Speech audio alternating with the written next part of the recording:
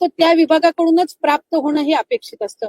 परिवहन विभागाकडून जर एखादा तुम्हाला डेटा हवा असेल तर तो तुम्हाला परिवहन विभागाकडूनच मिळेल. त्याला स्वतंत्र तो डेटा ऍक्सेस करण्याचा अधिकार हा कुठल्याही विभागाला किंवा महिला व बाल विकास विभागालाही त्या ठिकाणी नसतो. त्यामुळे सुरुवातीपासून याची स्क्रुटिनी होत गेलेली आहे. मूळ 2,63,00,000 पेक्षा अधिक रजिस्ट्रेशन झालेलं होतं आणि सुरुवातीपासूनच जर आपण बघितलं तर लाभार्थ्यांची संख्या ही 2,40,00,000 किंवा 2,50,00,000 2,52,00,000 इतकी राहिलेली आहे. याचा अर्थ असा की स्क्रुटिनीची प्रोसिजर सुरुवातीपासून चाललेली आहे. प्रत्येक विभागाकडनं जी आपण माहिती मागवतो त्याच्यामध्ये ऑक्टोबर, नोव्हेंबर, डिसेंबर महिना आचारसंहितेचा कालावधी होता.